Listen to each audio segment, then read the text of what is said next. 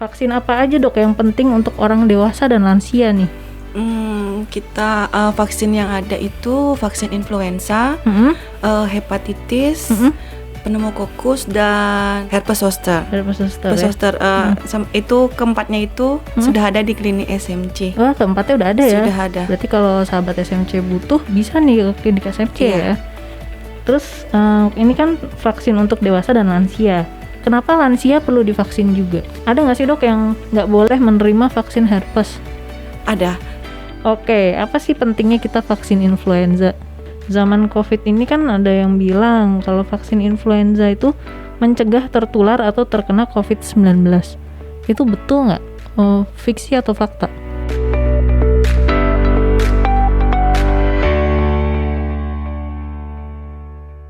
Halo sahabat SMC semua, selamat datang di acara Ngobrol Sehat Klinik SMC.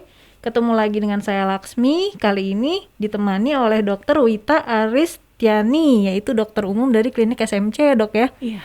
Ya dok, silakan boleh perkenalan diri dulu. Selamat sore, nama saya Dr. Wita Aristiani, dipanggil aja Dr. Wita. Dr. Wita aja ya kita manggilnya ya. Saya dokter umum di Klinik SMC. Oke, kalau jadwal praktiknya hari dan jam berapa aja dok? Kalau saya praktik dari Senin sampai Sabtu jam 4 sampai jam 8. Jam 4 sampai jam 8 ya? Oh berarti sore ke malam ya? Iya. Nah, ini nih saya mau cerita dulu tentang Klinik Sudirman Medical Center. Klinik SMC adalah klinik kesehatan modern, lengkap, fleksibel, dan komunikatif. Dokter-dokternya itu beraneka ragam, mulai dari dokter anak, dokter saraf, dokter umum, Opjin, spesialis jiwa, dan banyak lagi. Alamatnya itu ada di Jalan PB Sudirman nomor 1A di Denpasar Barat. Nah, kali ini topik kita adalah vaksinasi untuk dewasa dan lansia ya dok ya? Iya. Itu sebenarnya saya baru tahu loh kalau vaksin tuh ada buat dewasa dan lansia juga loh. Jadi ini kita akan nambah pengetahuan baru ya sahabat SMC sore ini ya. Nah, apa dan mengapanya akan kita bahas di sini. Saksikan terus ya sahabat SMC. Kalau misalnya mau bertanya-tanya boleh banget ya. Iya. Nanti kita bakal coba jawab satu persatu. Gitu. Oke, audiens yang udah ada Nyoman Sudiasa, halo. Ada Agus Sudarmaja, halo. Silakan kalau mau nanti nanya-nanya juga boleh ya. Oke, kali ini kita nggak akan fokus ke vaksinasi untuk bayi dan anak-anak. Soalnya kayak yang udah kita tahu kalau vaksinasi untuk bayi dan anak-anak tuh udah emang penting banget ya. Iya. Jadi di topik kita kali ini kita akan membahas vaksinasi untuk dewasa dan lansia. Nah, vaksin apa aja dok yang penting untuk orang dewasa dan lansia nih? Vaksin yang ada itu vaksin influenza, hepatitis, pneumokokus dan herpes zoster. Itu keempatnya itu sudah ada di klinik SMC. Wah, keempatnya udah ada ya? Sudah ada. Berarti kalau sahabat SMC butuh bisa nih ke klinik SMC ya? Oke, kalau pneumokokus itu apa sih dok sebenarnya? Pneumokokus itu suatu bakteri yang menyebabkan infeksi penyakit pneumonia. Pneumonia, terus paru-paru ya? Paru-paru dan meningitis untuk radang taput otak dan sirkulasi darah. Oke. Bakteremia. Soalnya kemarin pas saya baca-baca materinya, saya bingung gitu ini apa ya? Makhluk apa ini gitu? Makhluk apa gerangan? Makanya tuh sekarang saya nanya dulu. Iya. Gitu. Terus ini kan vaksin untuk dewasa dan lansia. Kenapa lansia perlu divaksin juga?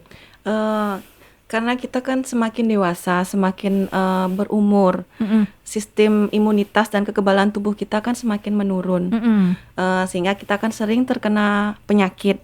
Jadinya kita harus perlu divaksin untuk meningkatkan kekebalan tubuh untuk biar kembali seperti semula. Justru malah lebih penting daripada orang dewasa pada umumnya mungkin ya? Iya. Oke. Kita beralih nih sekarang ke vaksin herpes zoster dulu ya dok ya? Apa aja sih dok penyebab dari herpes zoster?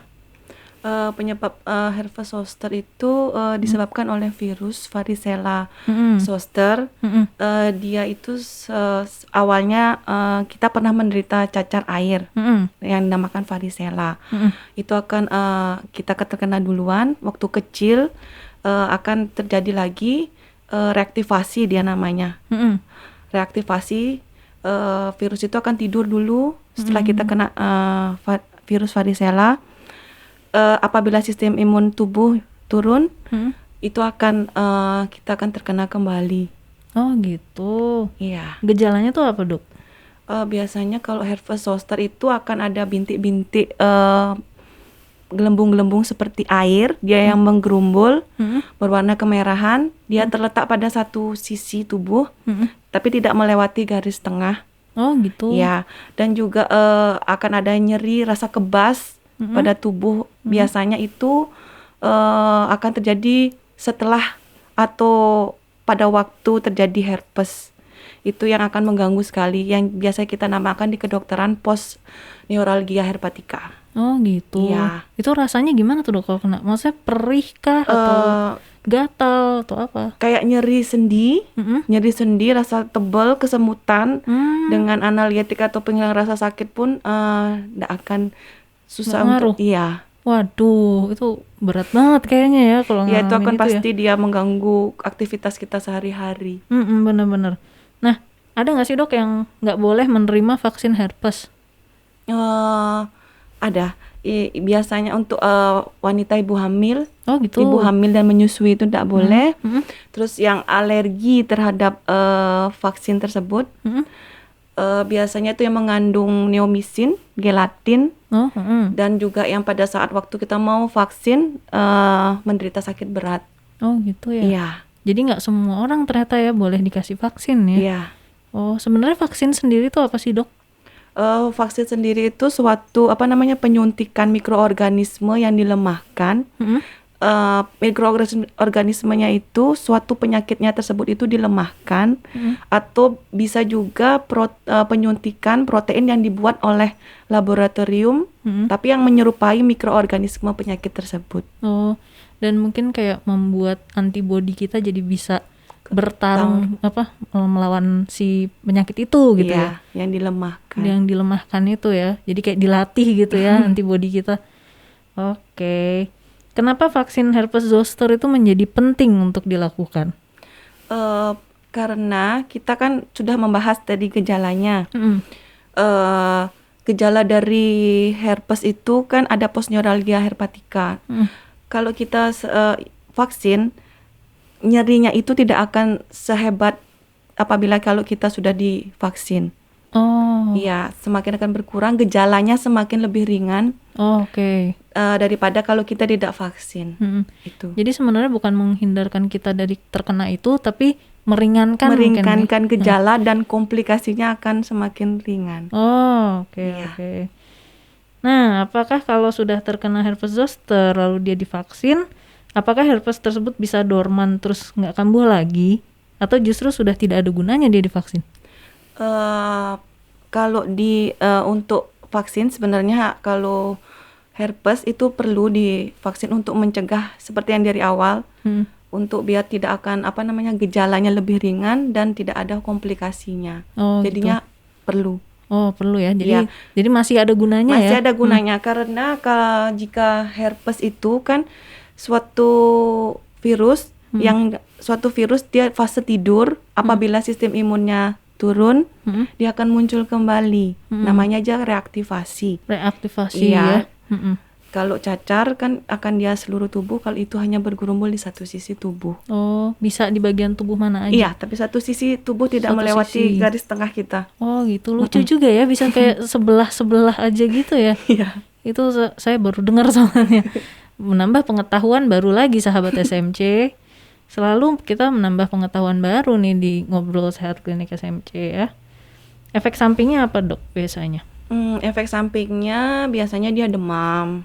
Dari vaksin tuh demam, habis itu nyeri otot, pusing, mual, muntah, dan juga tanda-tanda alergi biasanya seperti matanya bengkak. Terus habis gitu ada rasa berat untuk nafas. Terus habis gitu ada suatu bintik-bintik merah, ruam-ruam itu, dan juga bisa nyeri otot. Iya, itu aja. Nah, apabila misalnya efek samping itu akan terlihat dalam beberapa menit. Beberapa menit setelah kita suntik, setelah kita vaksin.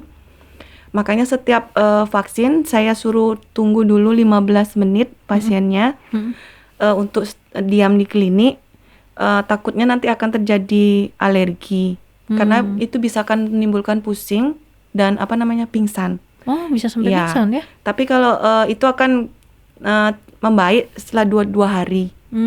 Tetapi kalau 2 hari tidak akan membaik, konsul lagi ke dokter. Oke. Berarti Iya. batasnya 2 hari ya? Iya. Kalau misalnya 2 hari masih kayak gitu juga, pokoknya langsung ke dokter deh. Iya. Iya. Sahabat SMC, kalau ada yang mau menanyakan nih detail soal vaksinasi herpes zoster, boleh banget ya. Nanti kita baca pertanyaannya dan kita jawab detail yang kita bisa. Sekarang kita beralih dulu ya ke vaksin hepatitis. Hepatitis itu ada apa aja sih, Dok? Jenis-jenisnya? Hepatitis itu ada 5 macam seperti huruf. Oh, Iya. A, B, C, D, E. Oh, Ada betul. 5A, B, C, D, dan E. Itu juga penularannya bermacam-macam. Penyebabnya juga bermacam-macam. Saya akan jelaskan satu-satu ya. Ya, boleh. Kalau hepatitis A itu penyebabnya karena virus hepatitis tipe A. Penularannya dia biasanya karena makanan dan minuman yang terkontaminasi dengan feses feses penyakit dari penderita penyakit hepatitis A. Oke. Ya, jadinya perlu juga lingkungan sanitasi yang bagus. Kalau yang tidak bagus akan mudah tertular. Sedangkan kalau hepatitis B itu tertular kontak langsung dengan Cairannya. cairan seperti darah, air mani, dan cairan vagina, kontak langsung. Biasanya dia tertular dengan hubungan seksual. Terus jarum suntik, ya. Terus hepatitis C sama dengan hepatitis B. Dia sama dengan penularannya dengan kontak langsung dengan cairan tubuh. Ya. Terus hepatitis D itu jarang terjadi. Oh iya, malah jarang ya? Jarang terjadi. Dia biasanya akan berkembang bersamaan dengan hepatitis B. Oh. Bila hepatitis B ada berarti hepatitisnya D, tapi jarang terjadi. Sedangkan hepatitis E dia sama dengan hepatitis A. Dia sama dengan lingkungan yang sanitasinya yang tidak bagus. Oh gitu. Jadinya melalui fekal oral. Oke. Waktu itu saya pernah baca ya, Dok ya, entah di mana, di buku kalau nggak salah. Ada orang yang sampai kejang yang sendi-sendinya tuh tertekuk aneh gitu. Iya. Katanya itu hepatitis. Itu benar ya, Dok ya? Hepatitis bisa sampai kayak gitu ya? Bisa, karena kan dia juga komplikasinya. Oh. Komplikasinya kan karena bisa ke otak juga. Oh, oke. Wah, berat banget ya berarti. Iya. Ini saya mulai tahu nih kalau vaksin hepatitis pasti sangat penting nih karena konsekuensinya sangat berat kalau kena ya. Penyebabnya itu apa aja, Dok, kalau hepatitisnya sendiri? Itu dia apakah virus atau bakteri? Ya. Penyebabnya karena virus, bisa juga karena situasi kondisi tertentu, bisa karena dia penyakit autoimun. Oh, oke, autoimun. Terus habis gitu sering mengkonsumsi alkohol. Oh, alkohol yang ngaruh ya? Oh, karena hepatitis kan hepar ya, hati ya? Iya. Oh, gitu. Karena kalau sering kita minum minuman beralkohol, fungsi hatinya akan rusak, akan jadi peradangan. Itu biasanya hepatitis apa tuh, Dok, kenanya? Ada yang jenisnya itu tidak termasuk hepatitis ini ya. Oh, iya. Oh gitu, beda lagi ya berarti ya. Oke. Gejalanya, Dok, gejalanya tuh apa aja, Dok? Biasanya seperti biasa panas, mual, muntah, penurunan nafsu makan. Yang paling bisa kita lihat dengan kasat mata, kuning di mata, yang di bagian putih-putihnya kuning, dan di badan akan terlihat warna kuning. Dan juga seperti kencingnya seperti warna teh, agak gelap, dan BAB-nya seperti hitam, malah seperti hitam, tanah liat. Oh gitu. Tapi biasanya kalau gejala hepatitis itu, kalau fase akut dia tidak akan terlihat karena masa inkubasinya antara 2 minggu sampai 6 bulannya dia. Oh, lama juga ya? Iya. Oh, oke. Kalau misalnya yang ketusuk, itu mah tetanus ya, kalau ketusuk paku. Tusuk paku tetanus. Tetanus. Iya. Kalau tetanus ada vaksinnya nggak? Ada. Oh, ada ya? Ada. Tapi beda lagi ya? Beda lagi. Oh, oke. Faktor resiko apa aja, Dok, untuk orang dewasa yang terinfeksi hepatitis B? Karena kita kan ini berarti mau fokus ngomongin hepatitis B ya? Biasanya faktor resikonya kalau kita sebagai tenaga medis, pekerja medis. Terus habis gitu yang pekerja dan penderita yang di fasilitas pelayanan HIV sama penyakit menular seksual. Terus habis gitu penyakit hati kronis sendiri, yang sering mengkonsumsi alkohol, terus yang pemakai narkoba tetapi yang dengan jarum suntik. Berganti-ganti ya soalnya biasanya. Iya, berganti-ganti. Dan juga penyakit kronis. Penyakit kronisnya tuh biasanya apa aja? Diabetes, asma. Oke. Vaksin hepatitisnya itu mencakup semua tipe atau kayak B aja, A aja? Satu-satu. Satu-satu ya? Iya, hepatitis B sendiri, hepatitis A sendiri. Oh, jadi nggak all in one ya? Enggak. Ya? Seluruh enggak. Nggak seluruh. Oh, oke. Dosisnya itu gimana dok? Misalnya berapa kali seumur hidupnya dia harus divaksin? Iya, kalau hepatitis itu 20 tahun biasanya. Oh, 20 tahun ya? Iya. Oh, lama juga ya. Tapi kita kalau untuk vaksin hepatitis, kita harus mengecekkan HBsAg-nya untuk mengetahui apakah pasien itu terinfeksi virus hepatitis apa tidak. Oh gitu. Itu apa dok tadi HBsAg. HBsAg itu apa dok? Makhluk apa dok? Pemeriksaan labnya untuk memastikan dia terkena virus hepatitis apa tidak. Oh gitu. Oh memang definisinya seperti itu yang kirain singkatan atau apa. Oh iya oke. Efek samping dok? Efek sampingnya sama ya? Sama pasti dengan untuk vaksin yang lainnya sama. Pasti ada panas, pasti ada reaksi alergi kalau yang dia alergi domisin, gelatin atau vaksinnya hepatitis. Terus dok, mengapa vaksin hepatitis B itu jadi penting? Dan pertanyaan yang sama seperti di herpes tadi ya, jika dia udah terkena apakah harus vaksin lagi? Apakah masih ada efeknya kalau misalnya dia vaksin lagi setelah terkena hepatitis B?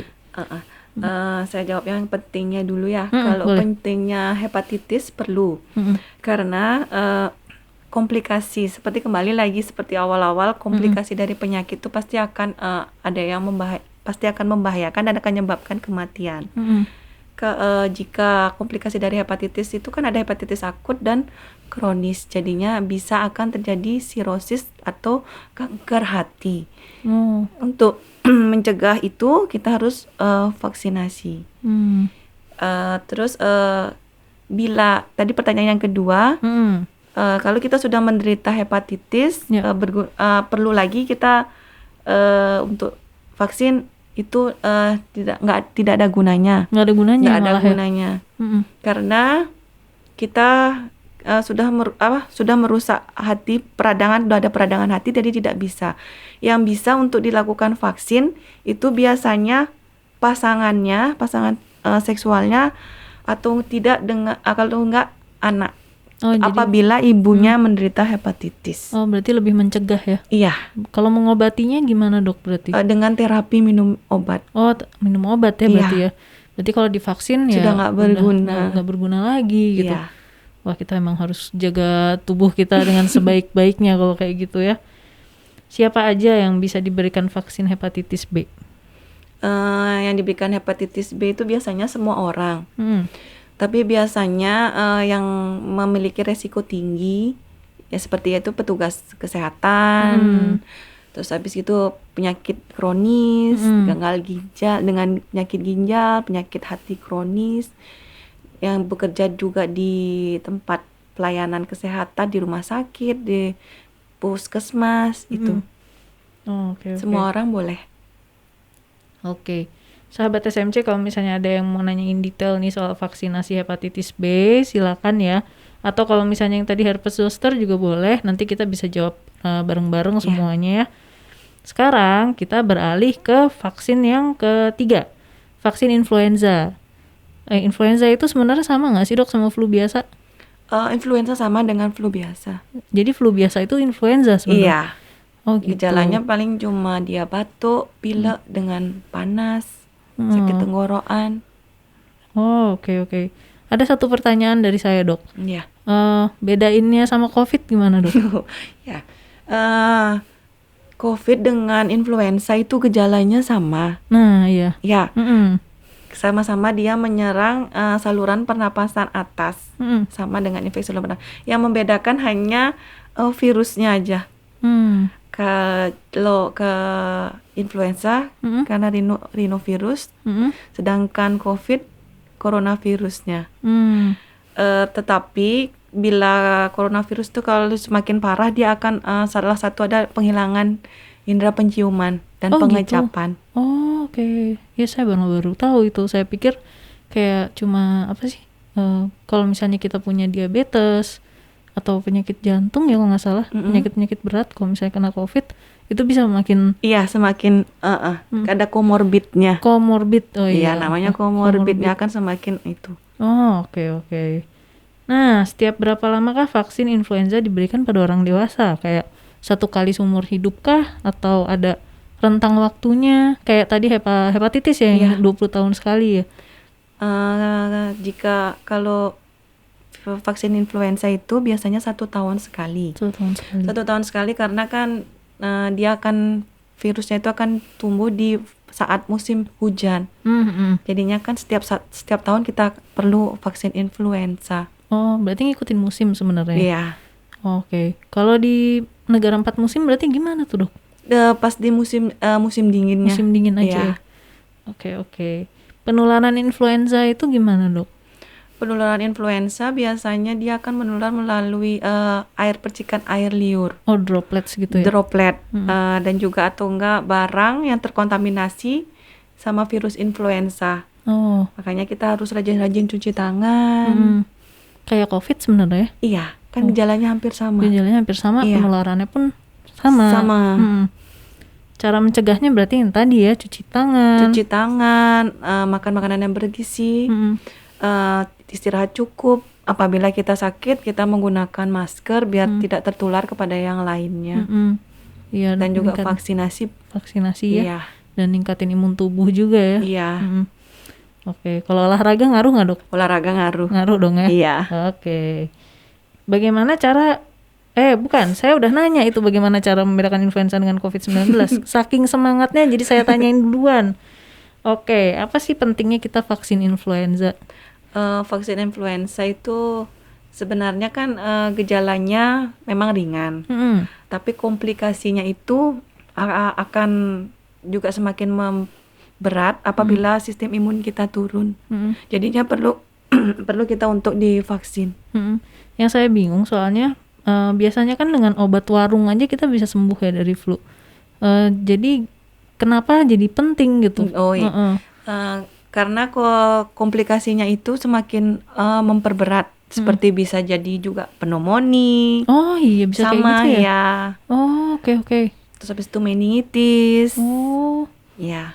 Bisa seserius itu ternyata ya kalau dari flu ya. Ya, kalau dengan kita vaksin, gejala itu akan semakin ringan, gejala untuk terkena influenza dan komplikasinya itu akan semakin ringan juga. Oke. Akan memperkurangi rasa sakit. Ya benar. Oke. Apa sih pentingnya? Zaman COVID ini kan ada yang bilang kalau vaksin influenza itu mencegah tertular atau terkena COVID-19. Itu betul nggak? Fiksi atau fakta? Sebenarnya bukan fakta, itu fiksi. Bukan mencegah penyakit COVID-19.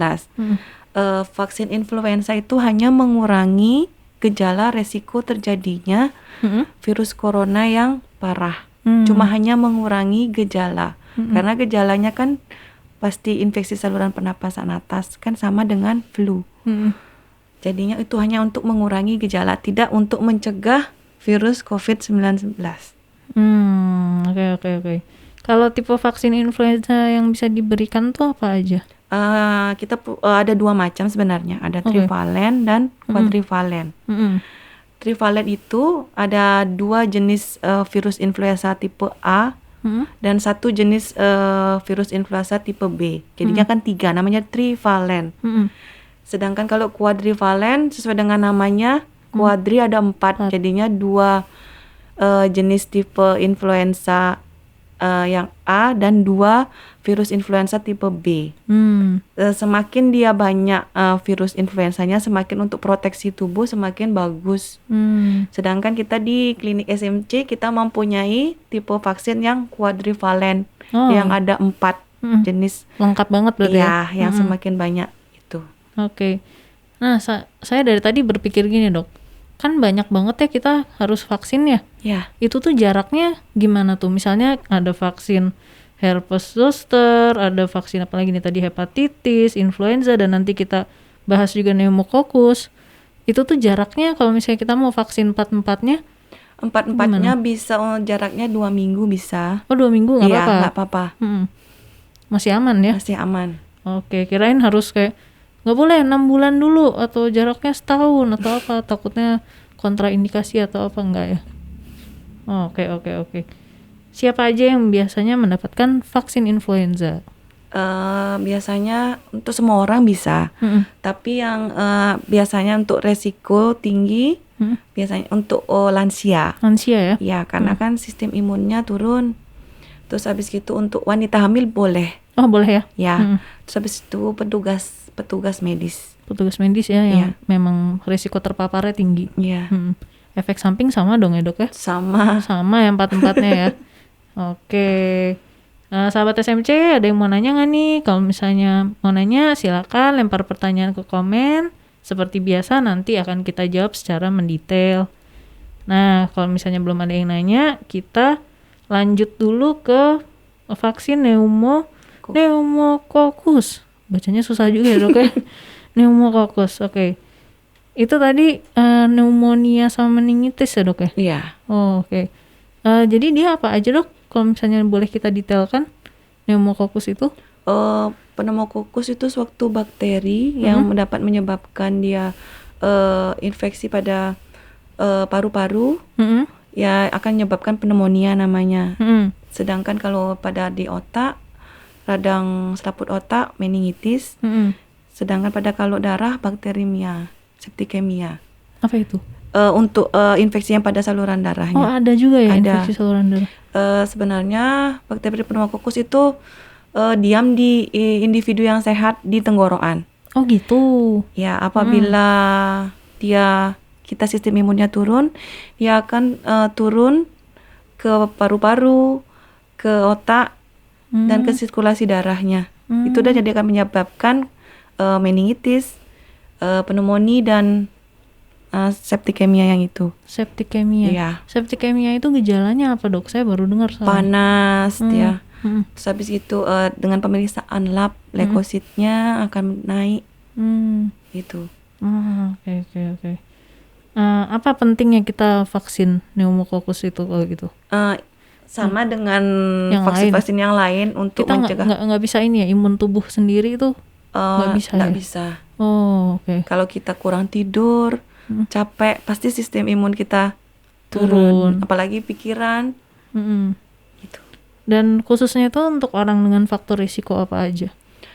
Faktor risiko pneumokokus biasanya dengan yang sering merokok, kebiasaan merokok. Terus sama dengan penyakit kronis. Penyakit kronis seperti asma, diabetes. Terus dengan penyakit bawaan kayak gagal jantung bawaan, itu risiko untuk di vaksin pneumokokus. Oke. Ternyata ada pertanyaan nih, Dok. Dari Pratiwi Agung, kita bacain dulu aja ya. Iya.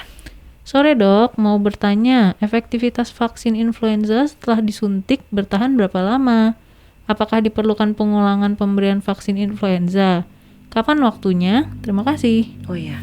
Tadi sudah seperti dibahas, vaksin influenza itu masa durasinya 1 tahun. 1 tahun ya? Jadi pengulangannya setiap tahun.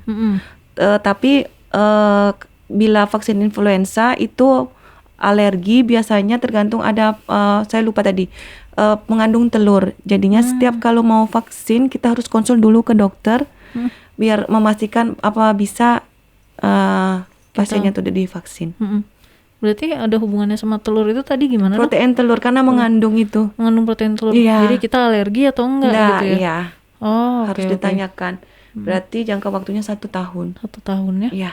Pengulangan berarti setahun sekali.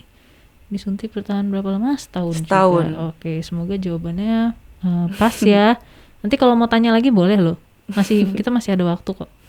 Gitu. Ada berapa macam vaksin pneumokokus? Ada 2. Mm-mm. Itu ada yang PCV 13 dan PPSV 23. Oke, saya nggak hafal langsung. Panjang ternyata. Itu apa aja dok? Kalau misalnya kita jabarin. Biasanya kalau yang PCV 13 itu kepanjangannya pneumococcal conjugate vaksin 13. Itu biasanya diberikan pada vaksin pada anak-anak. Anak-anak. Ya. Terus kalau yang kita namanya PPSV 23. Itu pneumococcal polysaccharida vaksin. Itu untuk dewasa. Untuk dewasa dan untuk lansia. Ya, untuk lansia juga. Iya. Itu tetap aja dok cara ngafalinnya gimana? Susah. Pantesan jadi dokter itu lama ya, susah banget ngafalinnya, bener deh. Saya yang baru dengar aja langsung, apa itu gitu. Wah, sungguh-sungguh. Kondisi apa saja dan siapa saja yang tidak disarankan vaksin pneumokokus tersebut? Untuk seperti biasa yang sakit berat, dia yang alergi vaksin tersebut, dan juga kalau lagi batuk pilek tidak disarankan untuk vaksin. Alergi vaksin tersebut, berarti vaksinnya mengandung apa dok? Kalau tadi kan protein telur ya tadi ya? Protein telur. Kalau yang ini? Seperti pneumokokusnya itu, bakteri yang dilemahkan itu tidak ini. Oke. Nah, vaksinnya ini berapa kali diberikan dok? Vaksin pneumokokus diberikan satu tahun sekali, 1 kali aja. 1 kali seumur hidup? Iya. Wah, enak banget ya, jadi kita nggak perlu disuntik berkali-kali ya. Itu disuntiknya tuh biasanya di mana sih dok posisinya? Di deltoid, di sini. Di lengan atas Iya. ya? Oh, berarti hampir semua vaksin sama ya di Kalau lengan anak-anak atas? biasanya ada yang di sebelah sini, yang di sini kalau dewasa. Oh, di lengan atas ya? Iya. Soalnya ini nanti kita jadi podcast dok, suara aja, jadi kita harus memberitahu secara spesifik, secara verbal disuntiknya di mana? Di lengan. Biasanya kan kita melakukan aktivitas sebelah kanan. Mayoritas. Kita suntik aja di sebelah kiri karena kan ada yang biasanya habis kita suntikan di sebelah kanan, takutnya dia akan nyeri. Dan akan ada kemerahan di tempat suntikan itu. Jadinya kita suntikan aja di sebelah lengan kiri. Oh, oke. Ya. Efek samping tentu saja sama ya dok ya? Sama. Oke. Kira-kira ada yang mau disampaikan nggak dok untuk pesan terakhir ke sahabat SMC ini? Vaksin itu sebenarnya diperlukan daripada terlambat. Sedia apa yang sebelum hujan kita perlu divaksin. Apabila vaksin, konsultasikan dulu ke dokter untuk mendapatkan vaksin tersebut. Dan juga apabila mau vaksin harus menceritakan dulu penyakitnya apa, riwayat penyakitnya apa, alerginya apa, sehari-harinya bagaimana, biar kita bisa perlu ndak vaksin ini, aman tidak. Terutama untuk ibu hamil mungkin ya. Iya. Karena kan ada vaksin ada vaksin yang boleh untuk ibu hamil, ada yang tidak. Seperti influenza boleh kan? Iya. Ini mungkin agak out of topic dok, saya penasaran. Biasanya kalau ibu hamil terus kena flu itu katanya berbahaya untuk janinnya ya, untuk bayinya. Iya. Benar. Bisa kan mengandung juga komplikasinya itu. Lewat aliran darah. Oh, oke. Berarti sebenarnya vaksin influenza untuk ibu hamil sangat penting ya? Iya. Sangat-sangat amat penting. Oke, belum ada pertanyaan lagi. Kalau gitu kita tutup aja. Terima kasih Dokter Wita sudah berkenan hadir hari ini di acara Ngobrol Sehat Klinik SMC. Tentunya sahabat SMC udah mendapatkan banyak pengetahuan dan terima kasih sudah melayangkan pertanyaan. Dan nanti mungkin kalau ada pertanyaan tambahan bisa DM atau komen ya di klinik Instagramnya Klinik SMC ya. Iya. Atau mungkin Instagramnya Dokter Wita juga boleh ya. Ya, Dokter Wita ada Instagram? Ada. Nah, nama Instagramnya apa dok? Mungkin bisa disebutkan. Wita_Ariastiani. Oh, oke. Sesuai seperti yang di poster ya namanya ya. Iya. Pakai underscore tapi di antaranya. Oke, terima kasih sahabat SMC sudah menyaksikan. Simak terus Ngobrol Sehat Klinik SMC setiap Jumat. Saya Laksmi undur diri. Terima kasih sahabat SMC. Bye-bye.